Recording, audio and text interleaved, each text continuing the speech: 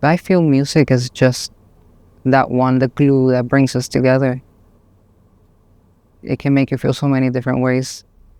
And it just helped me navigate everything that I didn't know how to feel, everything that I didn't know how to deal with, to give it a home. And I think I want to give that to other people. I know I want to give that to other people. And that's the music in my queerness, and that's the queerness in my music. But anyone can come back up after Perfectly Imperfect. We're just going to head down together for the top. All right, everybody, we got to go. Gather up, please. 1, 2. How are you feeling? A little nervous. So good. 10 out of 10. Amazing. Am I convincing Okay, what's about to happen is that we're all gonna go down together. Zoe and will do the first number, but we're gonna go ahead and get into places for Perfectly Imperfect. How It's a doorbell. that's Josh.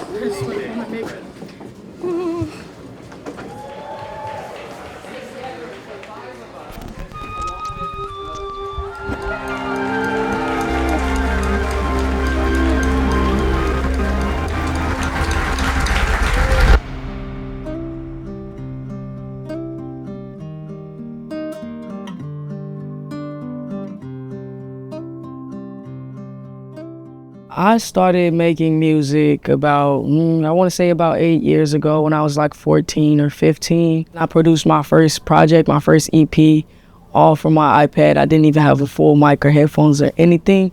I wrote a song my sophomore year of high school, a couple months after I figured out that I was pan. It was called Proud as Hell, and it was how I came out to everyone I knew. I came out to a couple people, in person in conversations, and then anyone who didn't know at that point knew when I released the song. And there is a post in the depths of my Instagram that is, hey, I released this song, also I'm gay. I've been queer my whole life, and I've always felt queer. Like I feel like, and I think I've been read as queer. Mainly because of my voice, and I know that a lot of queer people have the same thing. I've always been very shy, and I'll let opportunities pass me by because I was nervous of failing. And even with this program, I didn't send in my submission until the day of, and even the day of, I was questioning whether or not I still wanted to do it. 6 years ago, my dear, dear friend Ryan Amador and I had a hunch that this current generation of LGBTQIA+ young people had something to say that was worth listening to. And so we made it our business to listen by starting the Future Perfect Project. I've been in a lot of communities and a lot of groups, but this organization really feels like a home. For 2.5 years, we traveled around the United States, offering free, creative workshops to LGBT centers and high school GSAs. And what we heard was completely revolutionary. Along with a network of queer artists all over the world, found a way during the pandemic to support the young people who were finding us online. I've never actually had the whole Zoom meetings thing going on up until now. So that was fun, getting to meet everybody before and now meeting everybody in real life. It's so cool. I'm so overexcited to be here. And I just keep thinking of my 15-year-old self, how like completely gobsmacked they would be to be here on a Sunday, not at church, and talking to you all. I just had, this idea that I was living in the future when I was 15, but it hadn't yet arrived.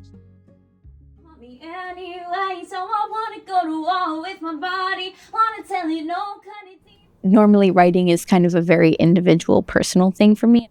Words are fickle. Words are silly little viruses, and I like to play games with them.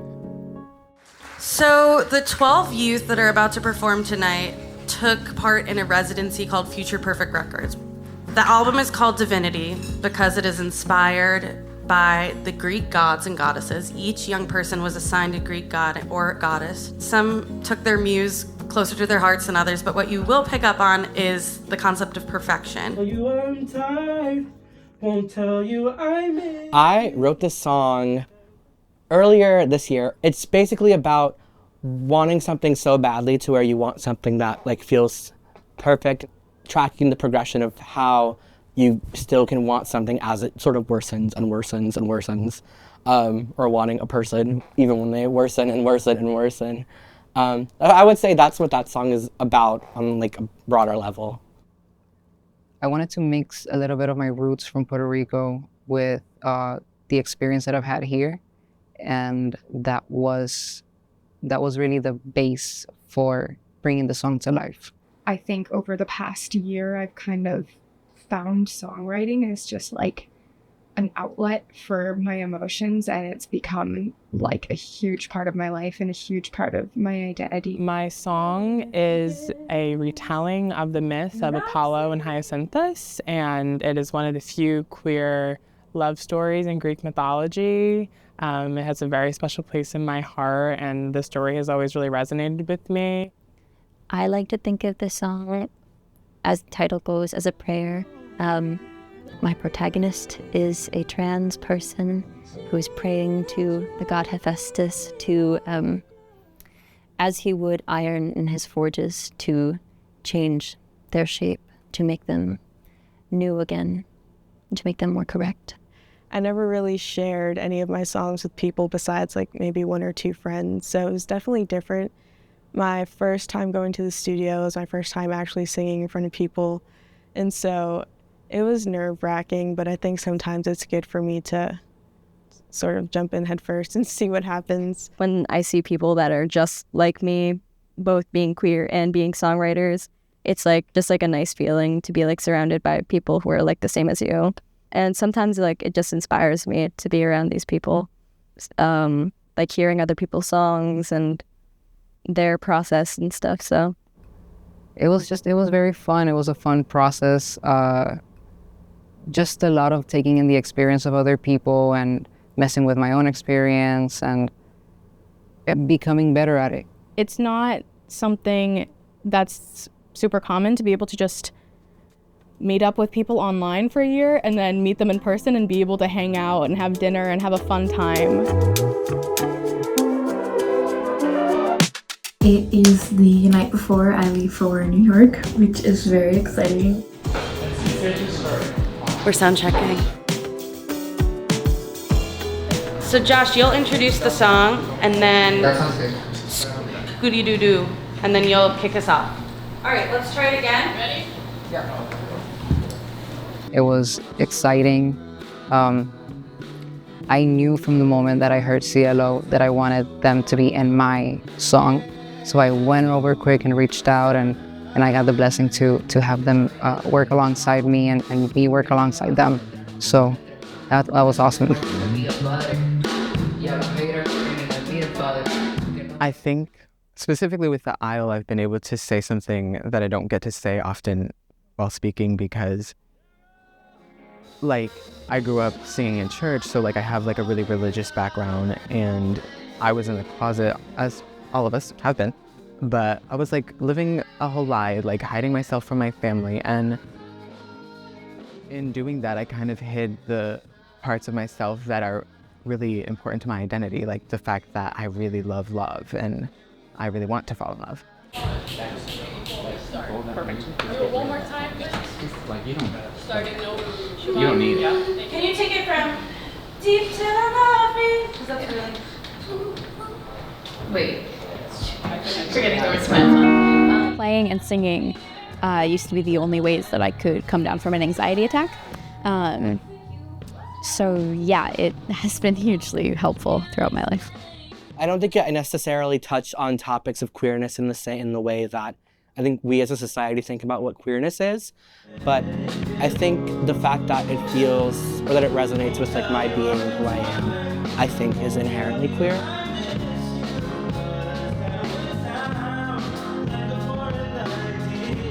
I think this song took me the longest it's ever taken me to create a song. I think that's partially because part of it was being perfect. Part of it was trying to be perfect in a song about not being perfect. So it was like contradictory, but at the same time, I still wanted it to be the best that it could be.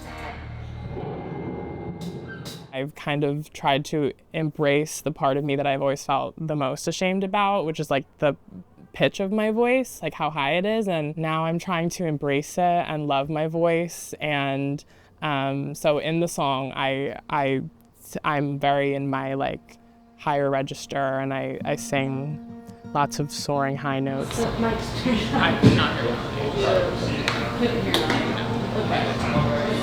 It was better when she was more in the beginning. And that's what the vibe of the soundtrack is like. By the end, it was good. By the end, it was really good.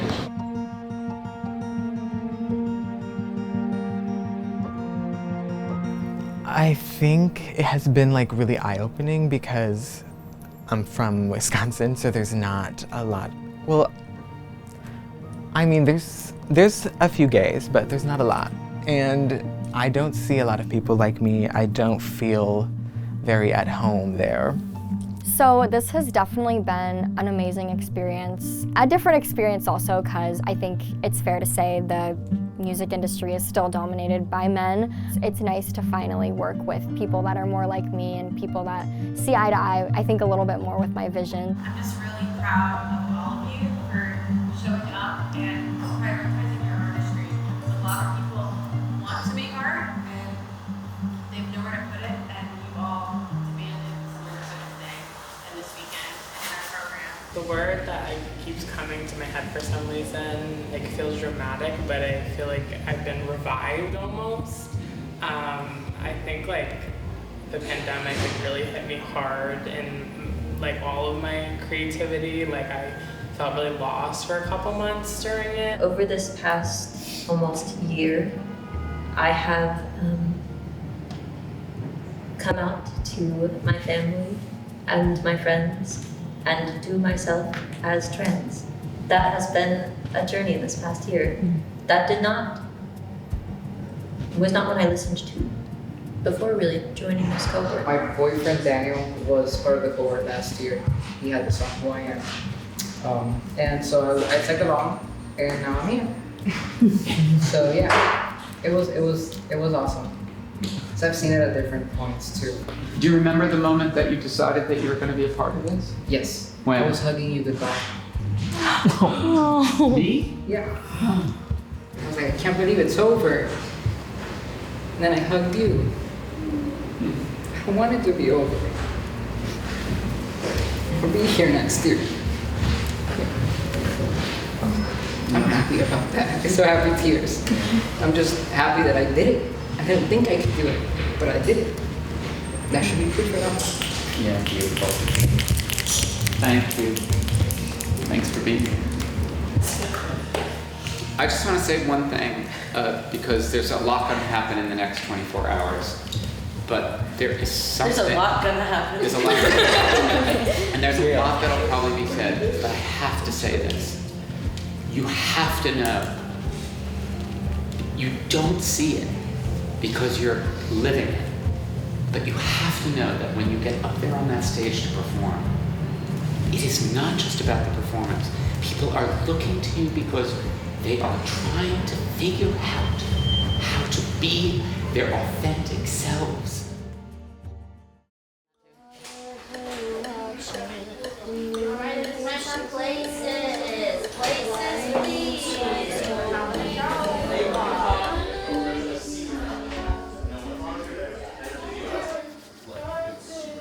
Feeling good. Yeah. I'm feeling nervous. I'm feeling happy. This is the first time I have like performed a song that I wrote outside of an open mic, so she's scary. What you're gonna do tonight is something people dream of doing for their entire lives and never get a chance to do. Yeah. Hands in. On three. Divinity. 1, 2, 3. Divinity!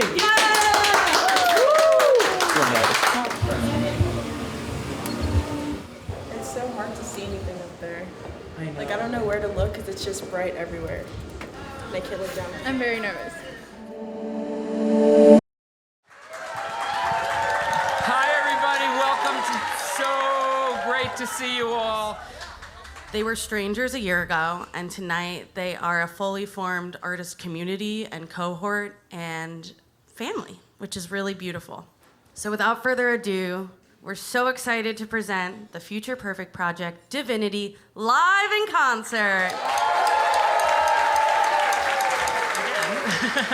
My name is 𝘗𝘦𝘳𝘬𝘳, and my song is called Hyacinth, and it's one of the few queer love stories in Greek mythology. So I hope it brings you as much warmth as it brings me.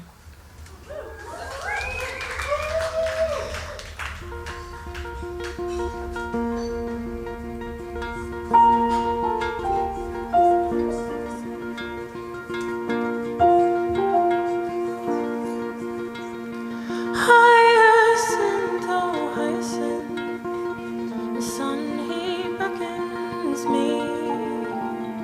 Hyacinth, oh hyacinth. You're in your white shirt, I'm in my black dress. After the concert, I look a big mess. You're walking over some nerve you have. Stop feeding off each other. Start crying on a shoulder.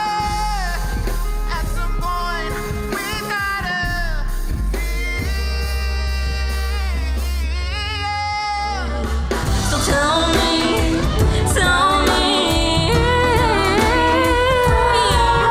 I know that I'm pretty. I know that I'm pretty. So tell me, melt me down,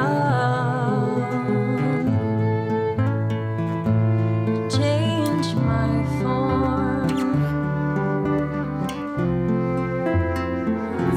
Left it to the messenger, deciphering her words. Lock your answer, tip the scale before it comes to war. 'Cause perfectly imperfect won't be good enough for her. Fix my health, fix my clothes, fix my teeth, fix my goals, set me free, lose control, let me be, free my soul. If I succeed, then I'ma grow, plant my feet, stand 10 toes, fix on me till I'm AO, 'cause this is me. Let them know I fix my health, fix my clothes, fix my teeth, fix my goals.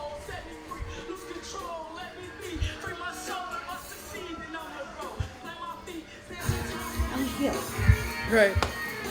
Great. A lot of people ask me, did it get better? You know, for queer youth. Did it get better, really? And I say, have you spent any time around LGBTQIA+ young people?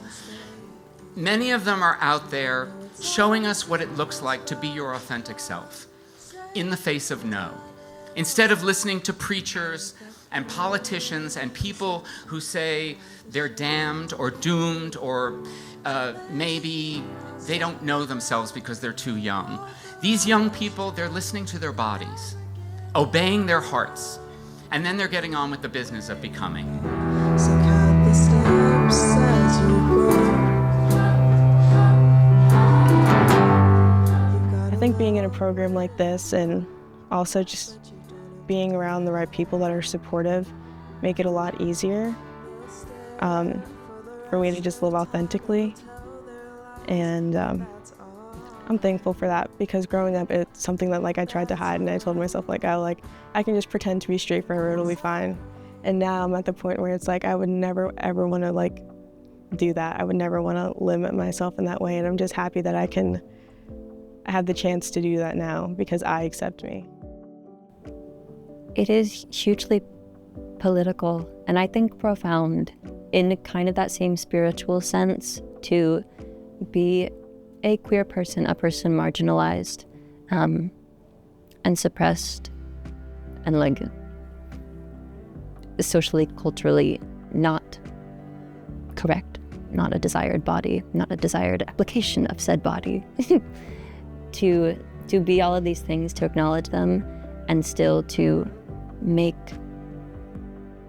people listen to beautiful things, to terrible things, to kind of assert one's inherent value, to say despite all of these things that constantly vex us and try to just like grind us to pulp, to erase us. Despite these things we create, that is special.